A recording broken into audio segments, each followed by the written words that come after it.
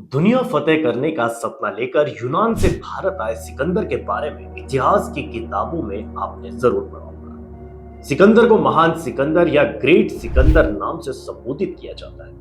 लेकिन क्या आपको पता है, भारत के एक वीर राजा ने सिकंदर को कांटे की टक्कर दी थी। इस भारतीय राजा से युद्ध करने के बाद सिकंदर को यह समझ आ गया था कि दुनिया जीतना इतना आसान नहीं है।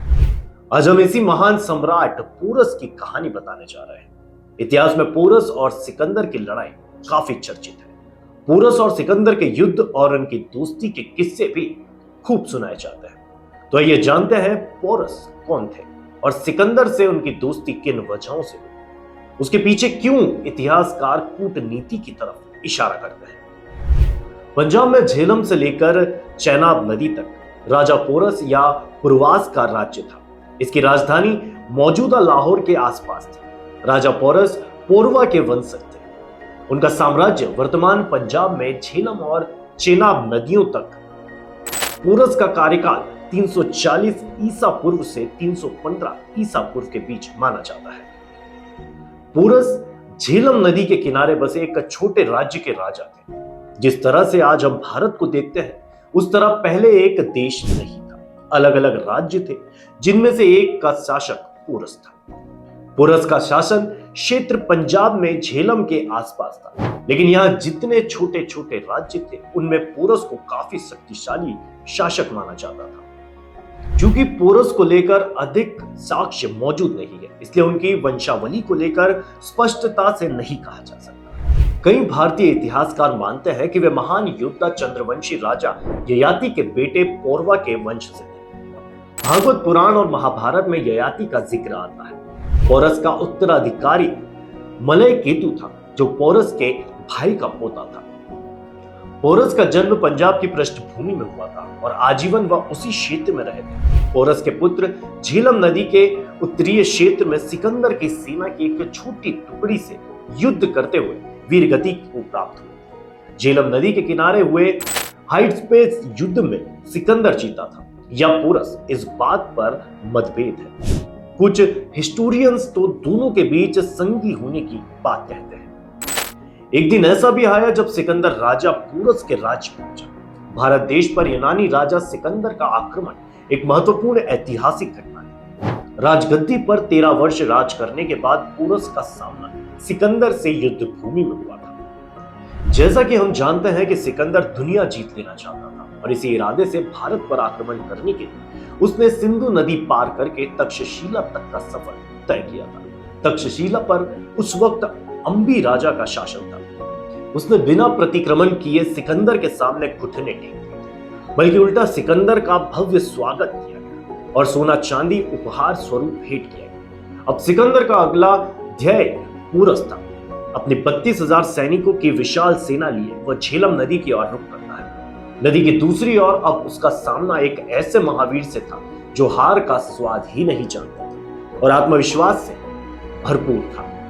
युद्ध से पहले सिकंदर ने पोरस के पास यह संदेश भिजवाया कि वह भी राजा अंबी की तरह बिना युद्ध किए आत्मसमर्पण कर। पोरस ने एक ही झटके में इस पेशकश को ठुकरा दिया और उल्टा सिकंदर को खुली चुनौती दे दी और कहा कि अब हमारा सामना रणभूमि में होगा। 326 ईसा पूर्व में लड़ा गया झेलम का यह युद्ध बहुत भीषण और विनाशकारी था। दोनों सेनाओं के अनगिनत योद्धा चोटिल और हताहत हुए।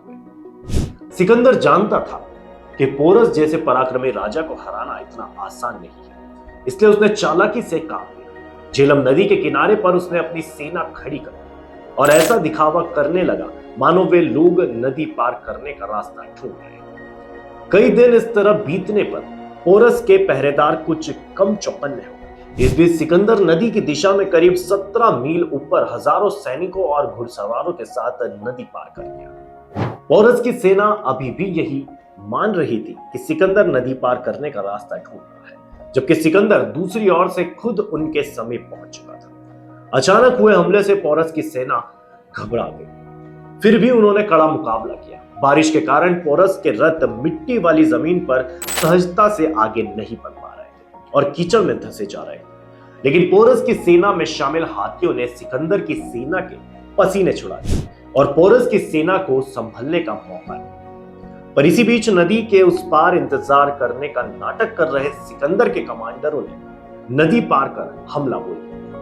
पोरस युद्ध के दौरान एक विशालकाय हाथी पर सवार हो सेना को संचालन कर रहा था और बहादुरी से अंत तक लड़ता रहा और सिकंदर की सेना के छक्के छोड़े। सिकंदर भी पोरस की बहादुरी देखकर दंग था। इससे पहले किसी राजा ने उसे कड़ा मुकाबला नहीं दिया, पर युद्ध के दौरान पोरस के दाएं कंधे पर चोट लग जाती है और वो रण क्षेत्र छोड़कर चला जाता है।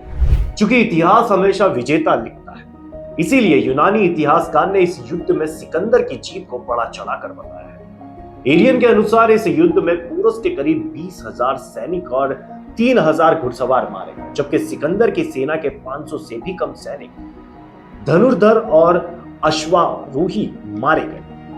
इस युद्ध के बाद सिकंदर भारत में और आगे नहीं बढ़ा। माना जाता है कि पोरस की बहादुरी देखकर और हाथियों के भय से सिकंदर के योद्धा भारत में और आगे नहीं बढ़ना चाहते। इसीलिए सिकंदर ने पोरस को अपनी ओर मिलाना ही उचित समझा और अपने पुराने मित्र मोरोस से प्रस्ताव भिजवाया, जिसके बाद दोनों राजा आपस में मिले। जंग हारने के बाद राजा पोरस को सिकंदर के सामने पेश किया। सिकंदर ने पोरस से पूछा, बताओ तुम्हारे साथ कैसा सलूक किया जाए। इस सवाल पर राजा पोरस ने कहा, ठीक वैसा ही जैसा एक शासक दूसरे शासक के साथ करता है। सिकंदर पोरस के जवाब से खुश हुआ और यहाँ पर दोनों के बीच दोस्ती की नींव पड़ी। हालांकि कुछ इतिहासकारी मानते हैं कि यह दोस्ती सिकंदर की रणनीति का एक हिस्सा है। सिकंदर ने इसीलिए दोस्ती की ताकि जरूरत के समय उसे पोरस का साथ मिल सके।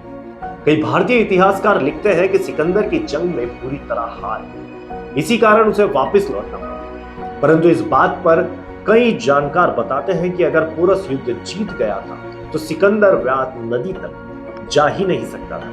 यह विस्तार पोरस के राज्य से कई गुना अंदर की ओर आगे है। ऐसा माना जाता है कि दोनों योद्धाओं में संगी हुई थी, जिसके अनुसार पोरस को सिकंदर के साथी और सहायक की तरह काम करना था और इसके उपलक्ष्य में सिकंदर व्यास नदी तक जीते हुए सारे राज्य पोरस को सौंप देने वाला था। हाइडस्पेस युद्ध में सिकंदर की जीत और जीत के बाद पोरस के राज्य पर कब्जा न करने की बात पर विवाद है, क्योंकि सिकंदर का जीवन चरित्र और आचरण दर्शाता है कि वह एक शराबी, निर्दय, अत्याचारी और अत्यंत कुटिल लड़ाकू था।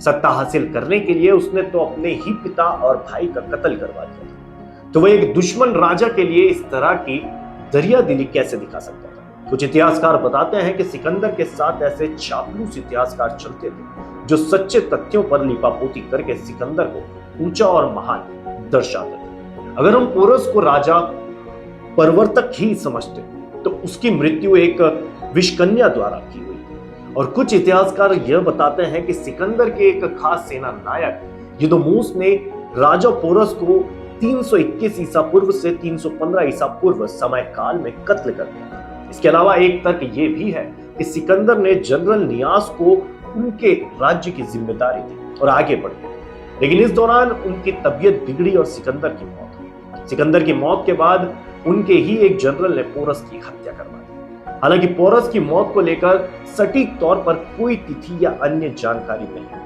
ऐसा माना जाता है कि पोरस की मृत्यु 321 से 315 ईसा पूर्व के बीच ही हुई। तो ये थी हमारी आज की खास रिपोर्ट। आपको एक ऐसी लगी अपने विचार हमसे साझा जरूर करें। वीडियो को लाइक करें, शेयर करें और साथ ही चैनल को सब्सक्राइब करें।